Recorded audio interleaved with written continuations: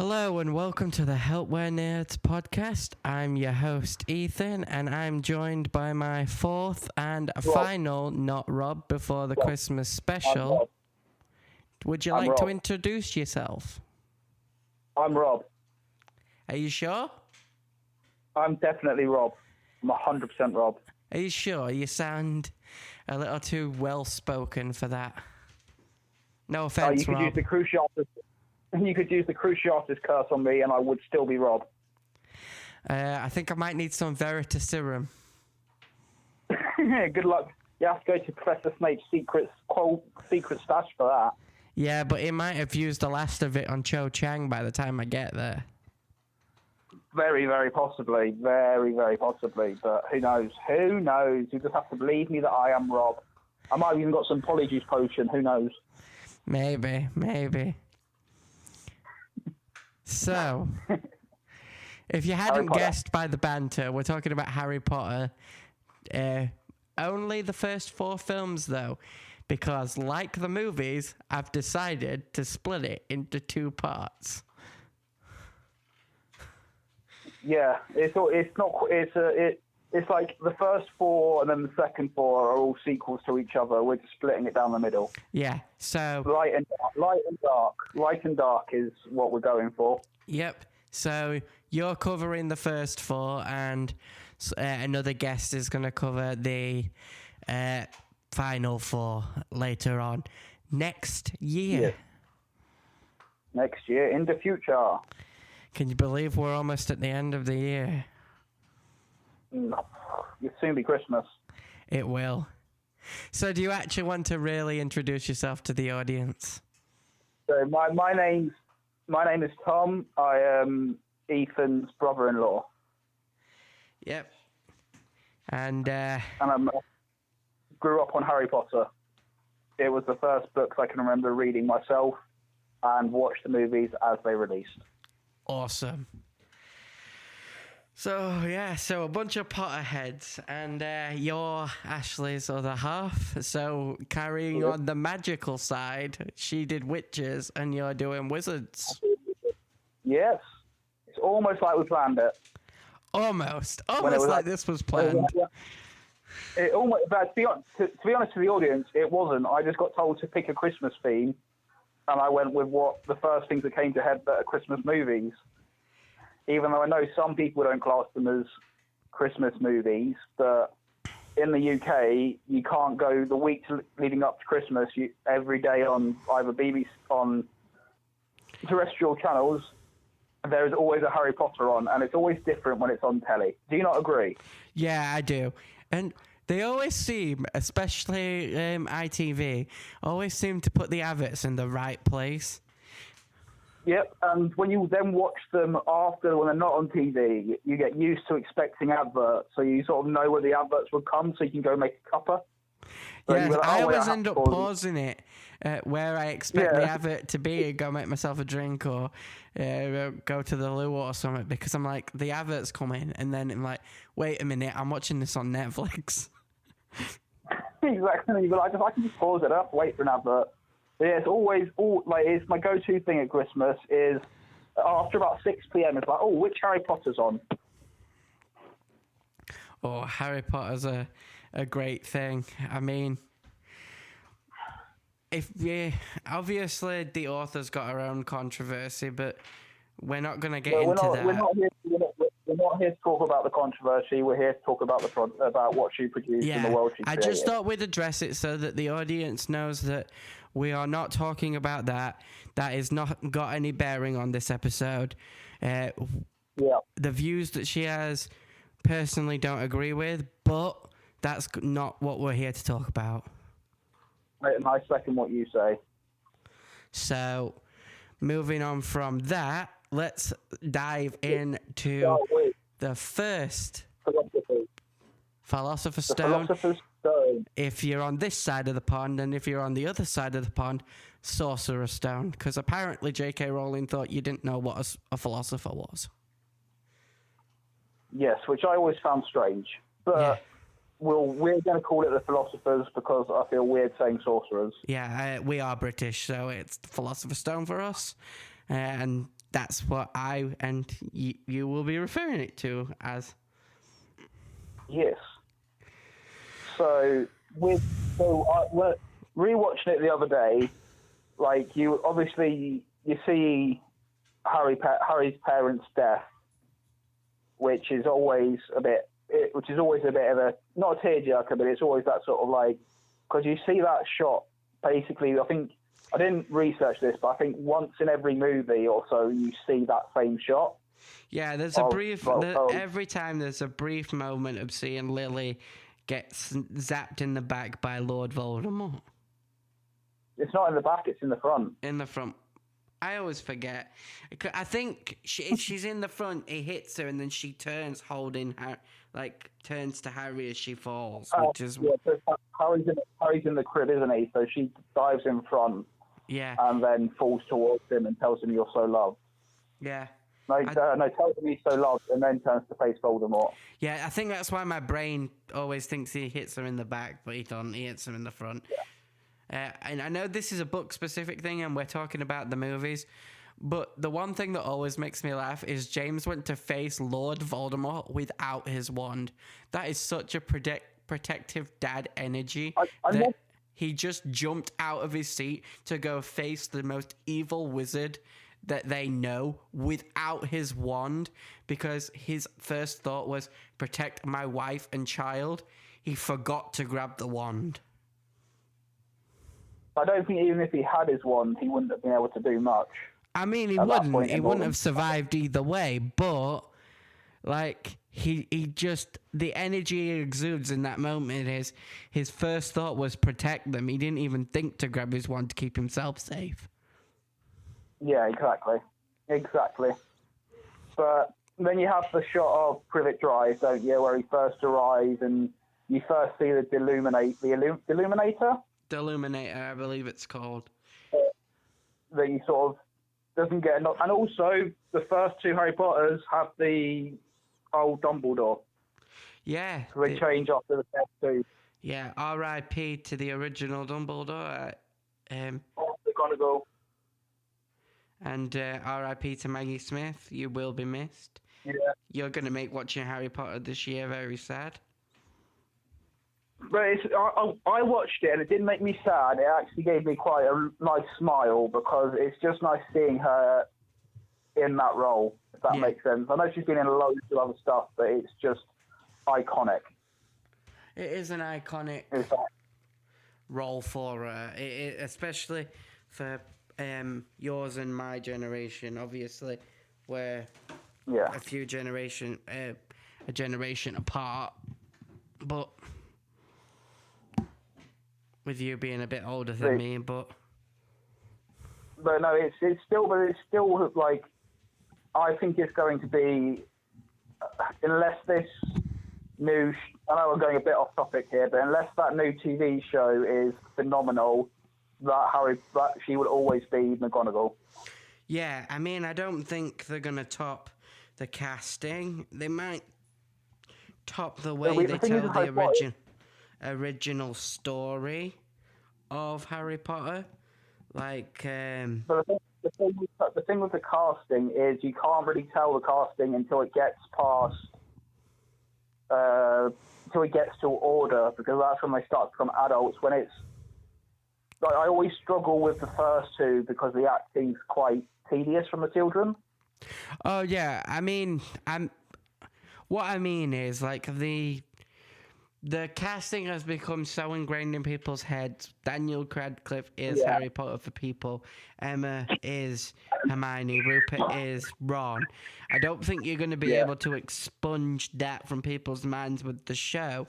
What you might be able to do with the show, though, is upgrade the story elements and add in the bits that were missed, because movies don't lend themselves to being able to translate books perfectly. Shows don't either, but you can add more in. Like, so before, because I'm going to talk, I was thinking, so let's get back to the Philosopher's Stone, because me and you could whittle and get on tangents forever about different things to do with Harry Potter, if we're honest. Yeah, let's be honest. With philosophy, we could be here for hours and not even cover the first two. You're right there. With philosophers, Yeah. So have you rewatched it recently? I watched it on the 1st of September, and then I watched a recap just to remind myself before this episode. So with the first couple of scenes in the Dursleys, do you notice how Harry's in Dudley's hand-me-down? Is it Dudley? He's in Dudley's hand-me-downs. That you can tell they're baggy. They don't fit him. And on the first scene when he comes through to cook a breakfast, Aunt Petunia is dyeing his Dudley's old school uniform in the big pot. So it's for Harry. I didn't notice that, but yeah. Now you mention it, that makes sense. There's the breakfast stuff, and then there's the big saucepan that you feed the 5,000 in, and she's dyeing his old uniform, and how scrawny and he is compared to Dudley himself, which just shows that they underfeed Harry compared to Dudley. Yes, exactly, and how much of a sort of almost second-class citizen he's sort of shown as. They see him as, even though he's their nephew, they see him as not part of their family. Yeah. Which then strengthens the whole thing of when the wizarding world accepts him, why he's so oh, this is my life. Yeah, they don't just accept him, they catapult him massively into stardom. He's like, wait, what? People know my name? They know who I am? They care about me? It's just it's very much because you have them in the house, then they go to the zoo, don't they? And Harry speaks parcel tongue to the snake, which a lot of people seem to think was, what's Voldemort's snake called? Nagini. Which everyone, for a long time, everyone thought that was Nagini, but it's categorically not. But that was, I believed that for a little while, but then it got proved to me that it's definitely not, because they're different snakes. Yeah, it would have been cool if J.K. Rowling had done that, because then it'd have been like Harry freed the snake, but it ended up turning on him. Yeah, it would have been cool if they'd done it, but it'd also be a lot of explaining of how a magical snake is trapped behind a glass. I mean, yeah, I suppose. You can disagree with me, but the whole point of Nagini I get what you're saying. It's just, I never saw Nagini as a magical snake until Fantastic Beasts. I just thought she was a regular snake that Voldemort just happened to own. He just found it on the floor one day and went, "You're mine now." Yeah, I just thought because he could talk to snakes, that he just found her when he was wandering the jungles in Albania. Yeah. So they go through all of that, and then the post starts arriving. Yeah. Through all of the different ways and possible means that it could be. Iconic scene. But I'm slightly off topic, but still on topic. To quote, I think it's Brandon Lee Mulligan when he was talking with Matt Mercer, for a super advanced wizarding society, why are you using the world's slowest bird to deliver your mail?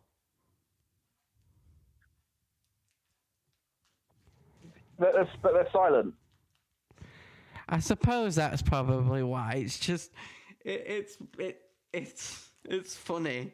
It's just funny. Like, they've got magical means to place recordings of their voice in letters, yet they can't bippity boppity boo letters to people's houses. Yeah, that's a very good point. But it is the case of they probably use them because they're pretty untraceable. So especially like the barn owls, they can't be heard. Yeah, at all. I suppose it makes it less of a risk if a muggle happens to be in the house and a letter just magically appears on the floor. Yeah, exactly. Because you know what it's like with the post in the UK. You get one digit wrong on the postcode and it ends up in bloody Barnsley rather than Leeds. But with a wizard, if they get something wrong, then they can send it to the other side of the world. Oh yeah, that's a good point. If they got it wrong in the spell, like when Harry accidentally, I know I'm skipping a book, but like when Harry accidentally says diagonally instead of diagonally, and he ends up in Nocturne Alley. If they did that with mail, it could end up in someone else's house exposing wizardry.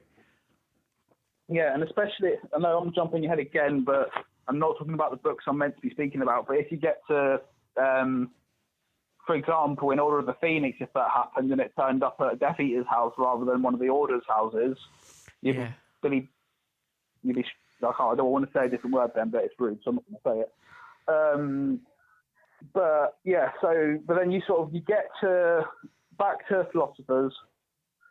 We get to the point where they go away and Harry's mate. Because if you realise when they're in Scotland, Harry's actually sleeping on a cardboard box on the floor.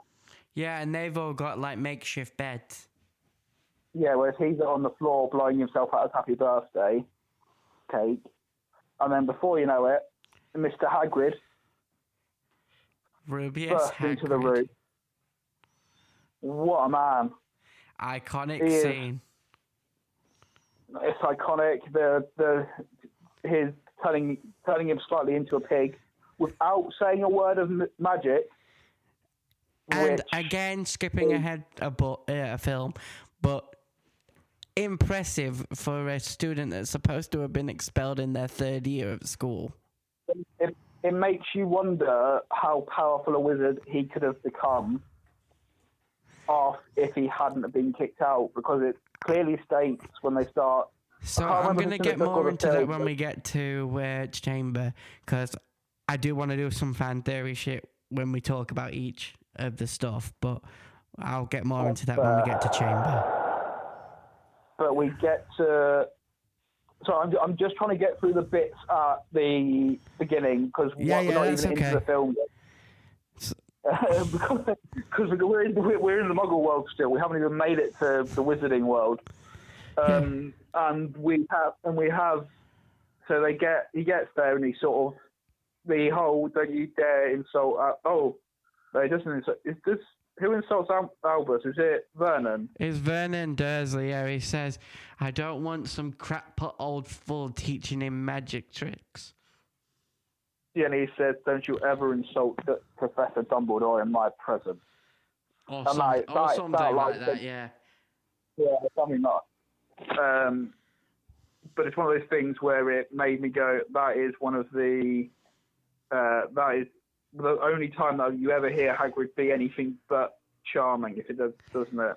Yeah, he gets angry at anyone that insults Dumbledore. Yeah. So, good scene. Finally, they get to Diagon Alley after that, don't they? They do. Harry first learns he's famous when he walks into the pub. I believe it's... oh, man, he goes there in number 3 and I forgot what it's called now. Anyway, moving on. He goes to the pub anyway with Hagrid and he meets a bunch of different people, including Professor Quirrell. Yeah. And I'm not taking the mick out of people with stutters. That's just how he does it in the movie. But you realise that that's him sort of putting on a voice to sort of make it seem like he's less of a scary than he actually is, if that makes sense. Yeah, by the end of the film, when he talks normally, you're like, oh, you were faking the whole time. Yeah, you were like, you played me. You played me well, Cancer. Yeah. And that's he literally does that at the end of the movie. That's what I was quoting. Yeah. It's just great. But see, this is where, like, so when they do all their shopping, I love the Gringotts is always going to be is such a magical thing to see. Yes. And like I've been lucky enough to do the studio tour of Harry Potter. And when you go to Diagon Alley and into Gringotts, you still have that sense of wonder. If that makes sense. like that, wow, this is amazing, because they have the set there and everything still, don't they? I believe so. I haven't actually got to do it myself yet, but it looks amazing from all the promotional material. We have to arrange that in the future for you then, because you'd love it. You'd cry. You'd actually cry. Is it that good? I cried. Me and my sister cried. Wow. Like when you go through the whole expedition, we're not going bloody abroad. I can't say it, but when you go through the exhibition. That's the word I was looking for. Thank you. But when you walk through and you go through and you see all the prosthetics and everything, the last room you see, it's not really a spoiler because I'm not showing you it, but just so you know, when you walk through into it, you walk into what they used for the like aerial shots of actual Hogwarts, like the full scale model. Oh wow! And it has it going through different times of year. And it's got all the little details like Hagrid's hut, the Forbidden Forest, all of the little bits and intricacies that you see in the film is there. That's amazing. You walk in and me and my sister burst into tears when we saw that. That's absolutely amazing. I mean, the Diagon Alley scene is iconic. I mean, when, like you said, Gringotts, first introduction to the mystery of the Philosopher's Stone with Hagrid having the secret mission from Dumbledore. And then Harry going into Ollivanders, trying out a bunch of different wands, and only the wand that was once but connected to the same phoenix that created Voldemort's wand being his true wand. Yes, which is it's beautiful storytelling. Like, you look at it and it's beautiful storytelling. It is slightly, as you get older, you realise that it does make sense to have that as the sort of combination, but it is beautiful storytelling. Yeah. I also like the fact that the phoenix that gave those feathers is canonically Dumbledore's phoenix. Yes. I didn't realise that, but that would make a lot of sense. So, it ties all three of them together, really. Yes. But that does make sense because of, it's a completely different franchise of Harry Potter, but the Grindelwald and Dumbledore's battle, when Grindelwald was the Dark Wizard at that point, it sort of makes sense in that story arc as well. Yeah, I mean, there must have been a reason they focused heavily on the Phoenix in that final movie, because I believe that series has now been cancelled. But I do like the fact that was why Harry was suited to that wand, and specifically that wand, because as Ollivander put it, it's curious that he should be suited to that one when its brother gave him the scar. Yes. And things like that. And then Hagrid showing up with the big massive grin on his face, giving him his head wig, symbolizing the beginning of his childhood and beginning of his happy times. And then then after that, it's to platform 9 3/4, isn't it? It is. So he jumps straight to platform 9 3/4. Hagrid does a flip, and then he does a moonlight flip sort of thing before he tells Harry how to get on the bloody train. Like, cheers, boss, you got me here, but now I have no idea where I'm going. Luckily, he bumps into the Weasleys. All 5 of them? It's Percy, George, Fred, the twins, Ron, Molly, and Ginny. So it is 6. Yes. and they all get on. They go through. Best do it at a brisk pace if you're nervous. Yep. And they go through. Well, the only thing I've never understood is how do you not run into someone on the other side? Because you see them go through, and then immediately after they go through, like 4 different people run past the opening. It's been like there must be some serious health and safety concerns there. Unless, like, the rule is you run through and you just keep running. Nobody get in my way. Like 10-pin bowling ball with Hogwarts students. Yeah, like you just have to keep, the pace. So you just keep going until, like, you're out the way of the opening, so no one's gonna run into you. Yeah. Like, that's the only way it makes sense to me. Otherwise, everyone's gonna run into each other one by one. Yes. Unless the door physically doesn't let anybody through until the other person's moved out the way. That would make sense. With all the magic in Harry Potter, that would make sense.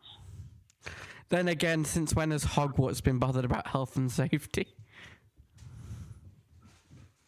Very good point. Very, very good point. Then we finally get Ron and Harry on the train. And then Hermione joining them. My favourite scene. And then Harry gets...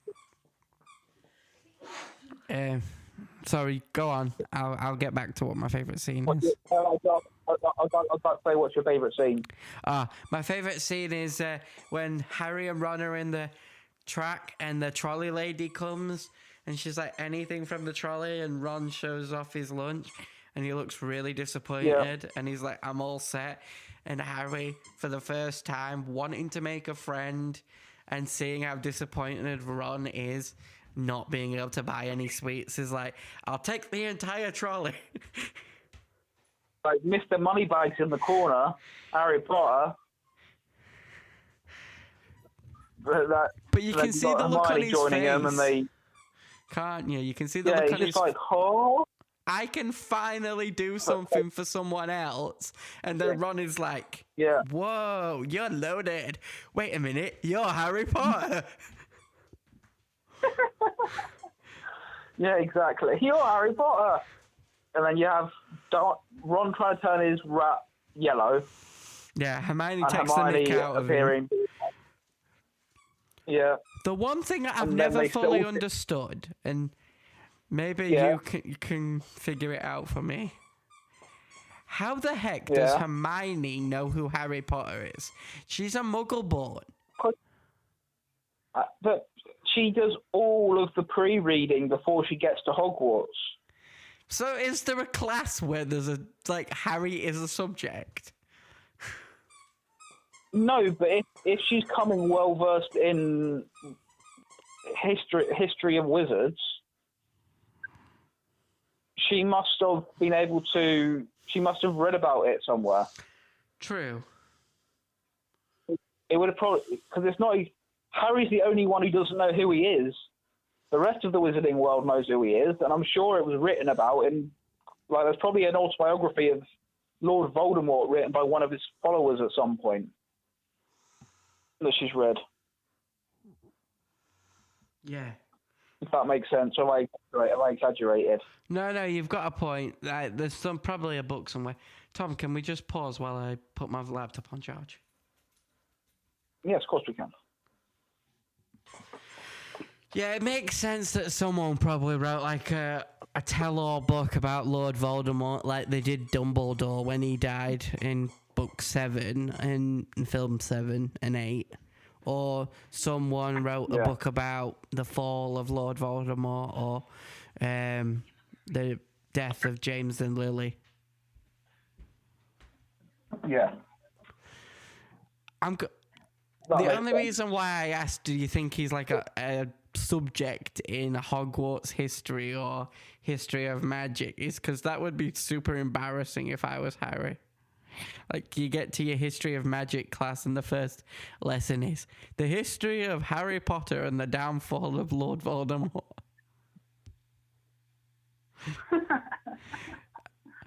it probably is. There probably is something about that because, like you said, it's not. From the second he walks into the Wizarding World, everyone knows who Harry Potter is. Yeah, I bet you it becomes a subject once part of magical history once Voldemort is truly defeated at the Battle of Hogwarts. I know we're jumping ahead, but I'm just saying I bet that actually does become a part of the curriculum at some point. Like people have to learn about that, like we learn about World War II. Yes. Because it'd be a significant part of their history. Back to Philosopher's Stone. So one of my favourite scenes is when Harry first meets Draco, and due to his experiences with Dudley, he's immediately able to suss him out as a bully, so chooses to side and stick with Ron. You missed the iconic first shot of Hogwarts and the Wonder and the first bit of the theme tune.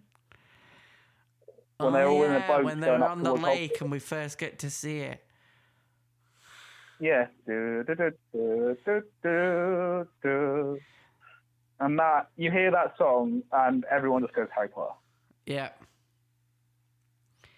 It's just one of those things where that for me is the shot of the first film. Yeah. Because it is genuinely just like... Yeah, that's the shot of the first film, and for me the shot of the second one is right at the end when Hagrid comes back in after everything. See, the shot for me in the second one is when he sets Dobby free. See, I like that, but I always like... But my favourite scene in Harry Potter 2 is literally when Hagrid comes back in and Harry goes, "It's not Hogwarts without you, Hagrid," and runs up and gives him a hug, and then everybody claps. Yeah. Because I'm like... It's very heartwarming. Because this is the thing, the first couple of films, it's so heartwarming. Yeah, there's so that's why they're so Christmassy. I mean, I think... skipping ahead through Philosopher's Stone, obviously, you get the sorting ceremony and everything, and we all know Harry gets sorted into Gryffindor after saying, "Don't put me in Slytherin." Yeah. So, and skipping through that, I think the main reason we decided to do this, like, I know you said childhood and all that stuff, but one of the main reasons we decided to make this the Christmas episode was because we noticed a lot of the key events happened around Christmas in the first 3, maybe 4 films. So, like, if we skip ahead a little bit, if you're okay with that. Yeah, absolutely fine. We both sort of went railroading into just doing them in order, but it's easier to talk about them as a whole because, like you said, we can go back and forth. Different films and different movies will trigger different memories. Yeah. So, like, if we look at, like, Harry Potter 1, Harry Potter Philosopher's Stone, like we have been, and we look at Christmas period specifically, that's when we get Harry having his first Christmas, Harry truly feeling like he belongs because Mrs. Weasley includes him in the Christmas presents, making him a sweater with the giant H, and getting an heirloom off his birth parents. Yes. Who he doesn't remember. Like, to him, Mr. and Mrs. Dursley, he knows they're his aunt and uncle, but they raised him poorly, but they did raise him. Yeah, and then you skip ahead to Goblet of Fire, and you have the Yule Ball, which is a significant event for Hermione, if you want to couple name them, because it's. No, don't do that. Don't. No, it's just Hermione and Ron. It's not Hermione. That gives me the creeps.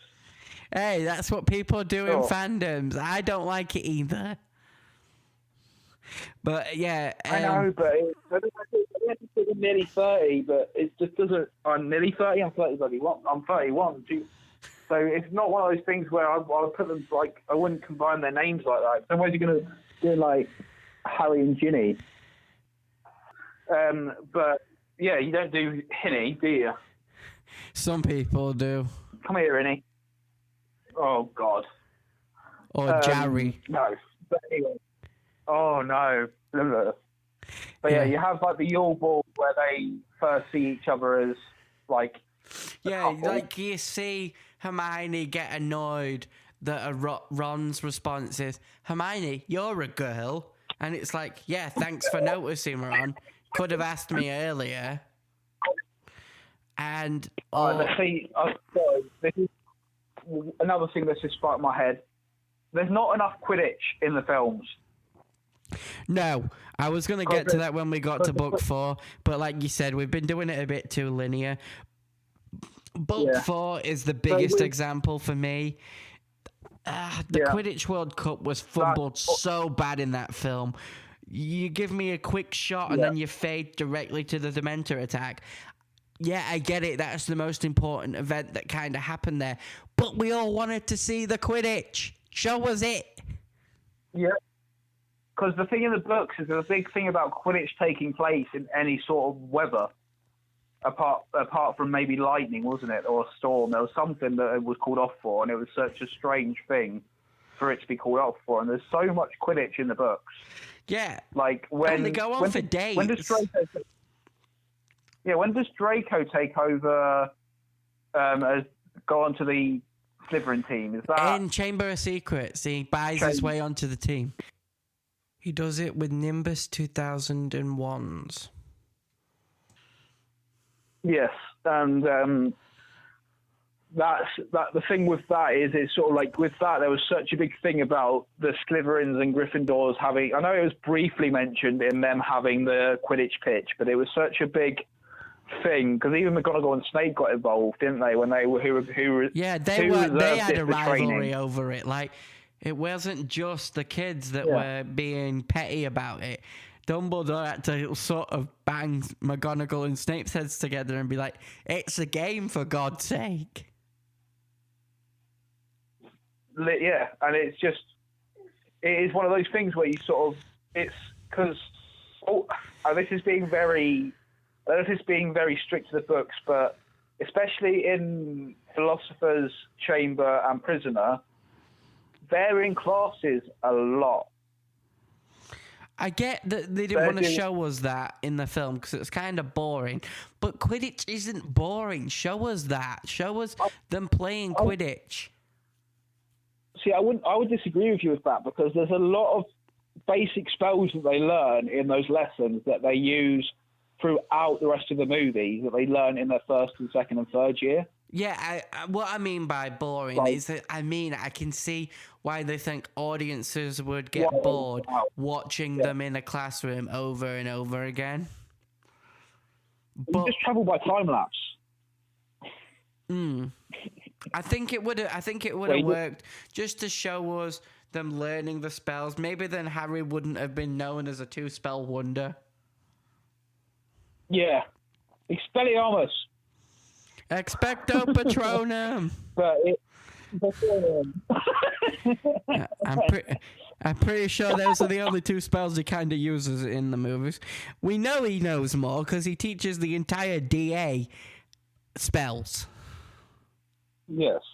Like he teaches Jenny Stupefy.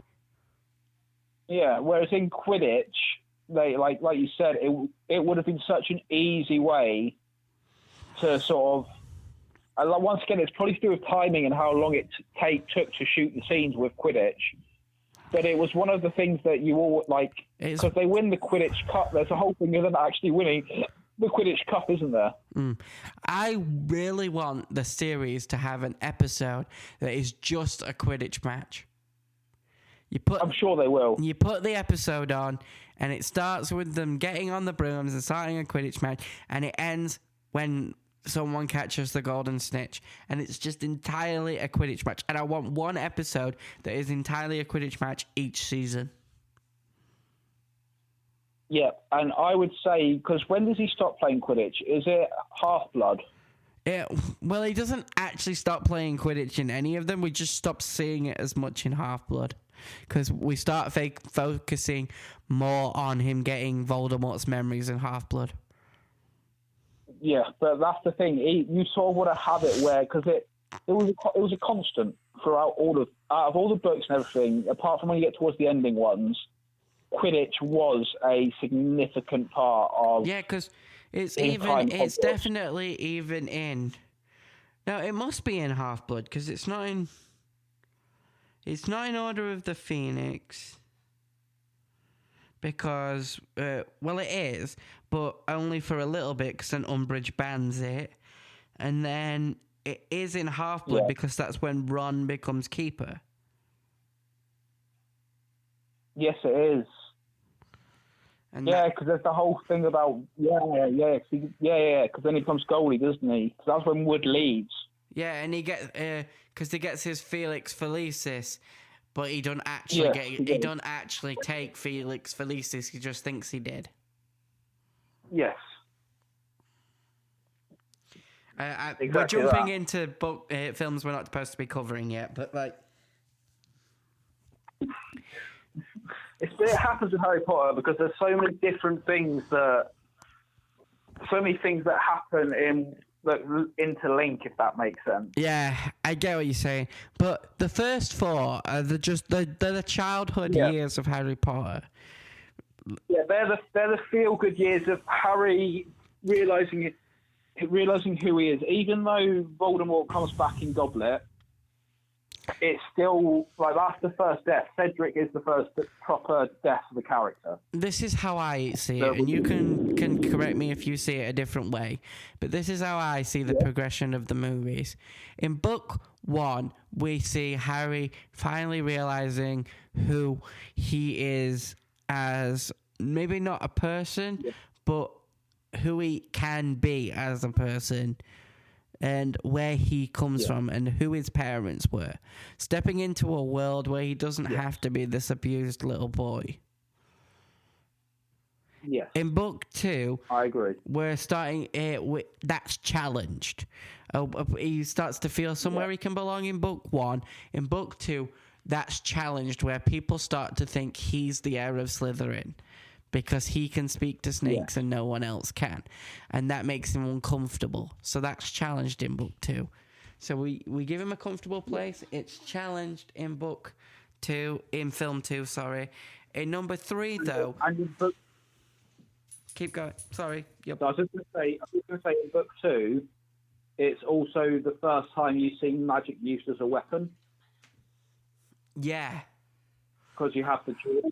So it's the first time that you don't see magic used solely for a purpose of achieving, like unlocking doors or stuff like that. It's very, in the first one, it's very much like you see it used to Wingardium Leviosa to use the trolls to pick the trolls club up and hit it over the head. But it's the first time you see it used against each other. Yeah, it is first time we see it wizard on wizard. Even with Quirrell's fight at the end of Philosopher's Stone. He touches him by hand. He never uses magic on him. Yeah, so it's the first time you see wizard at like the way it can be used as a fight between two wizards, even though it's only in a duel between the two of them. Yeah. Like it's the first time that you see it happen, and then it's the first time you see like Snape come in and sort of set the snake on fire. And you sort of see the calmness, like in the difference between how professional wizard, a wizard who's had years of training compared to the people who've had just started, if that makes sense. Yeah, I get what you're saying. And then in what I always see as Azkaban is I see that Harry growing up, but I also see Harry starting to learn more around what happened to his parents. And then the depression that comes with that, and the Dementors are supposed to represent depression. Yes, they are. But it's also meant. I think the Dementors are a very clever character because it's how it gives you the face of evil before evil arrives, and there's no face you can put to it. Yeah, even though they're meant to be working for the good guys. They're the embodiment of what's to come. Does that make sense? Yeah, it definitely does. 100%. Because it gives you a sense of there's bad stuff in this world, but it doesn't actually give you a face to put the bad side to. It's just a intimidation aspect, but it gives you that there is darkness creeping in.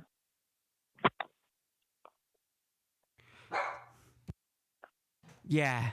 And then you have, because then when you get to Goblet, that's when you first see magic being used. Competitively is the wrong word, but you see how different wizards use spells differently. Like I would have loved in Goblet of Fire if we'd seen more of, like, especially the first trial with the dragons, where you see Crom, Fleur, and Diggory use different spells to distract the dragon. Because like when you have the scene where they go in the water, you have Crom use a shape-shifting spell, transfiguration spell to turn into a shark. You see Fleur use a air bubble that doesn't last, and then you see Cedric uses the air bubble. I don't know what Fleur uses, but I think it's an air bubble, but it fails. And you sort of, that's the first time you see like to know how chefs have different specialties and different sort of flares. It's how wizards can have different flares. Yeah.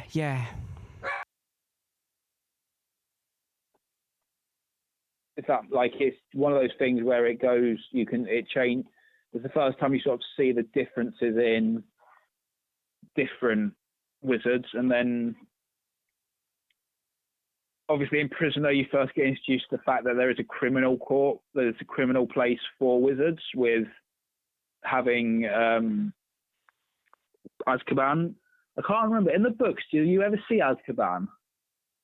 I don't believe we actually see the inside of Azkaban from human perspective, but I know we see it through the dog eyes of Sirius Black.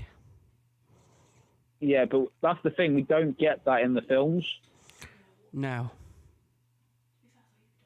We only see Azkaban when Bellatrix Lestrange is free, but that's miles in the future, so I'll move on from that. But that's the only point you see what it could be like.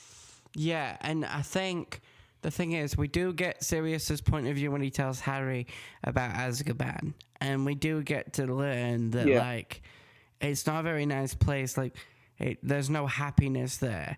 You can't hold on to happiness. If you hold on to happiness, they feed off it. And, like, yes. I know that, like, prison is supposed to be a place for punishment, but that doesn't mean that you should be able to take away everybody's happiness. Like, do you know what I mean?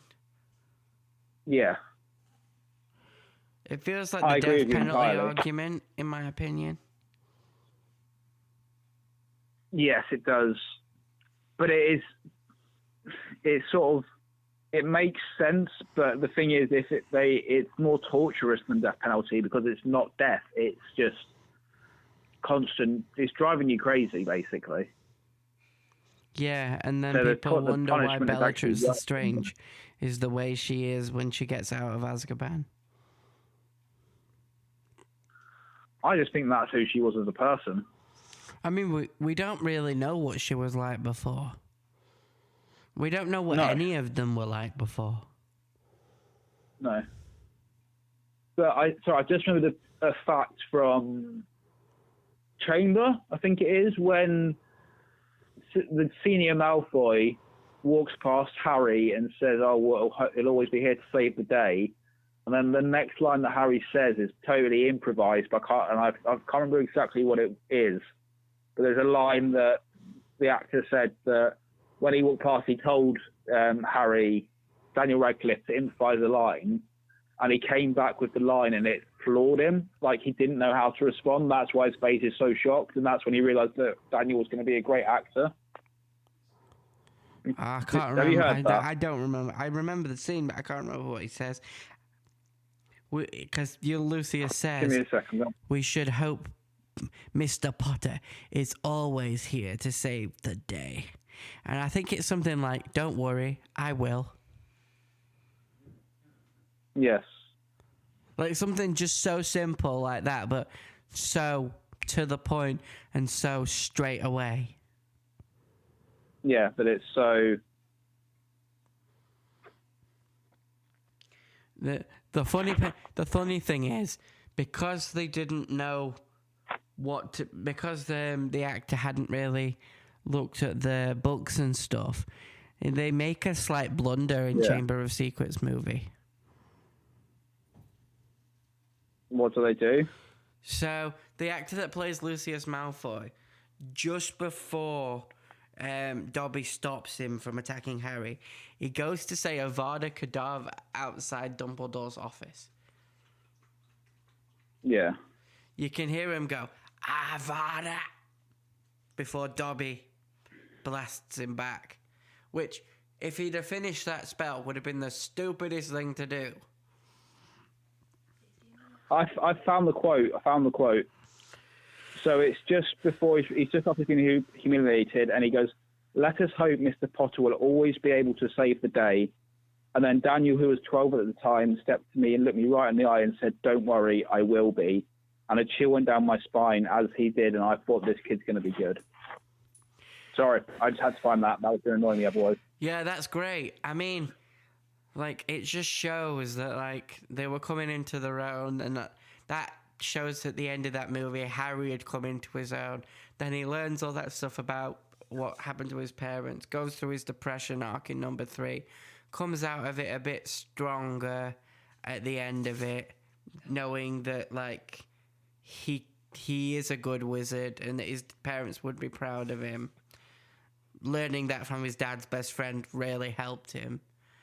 And then he goes on into number 4 to be chosen as a champion because someone else tampered with it. He succeeds only to watch one of the nicest people at school die just because he knew Harry Potter. Yeah. So, and that is the start of the dark period of Harry Potter. And I think if that's going to be the start of the dark period of Harry Potter, I think that's where we should leave it for today. Yes, but if you want to hear not Rob and Ethan ramble more about the early Harry Potter, late Harry Potter, books Harry Potter, because I could go on about the books forever, make sure you like and leave a comment. Definitely, so I will come back. And we'll definitely do more of these. I will definitely do more Harry Potter content with this Not Rob, because this has been fun. And like I said, make sure you share it and like and subscribe and give us a comment. And we will reply to them if you have any hot takes that we missed. This is Ethan, and this is Tom signing off.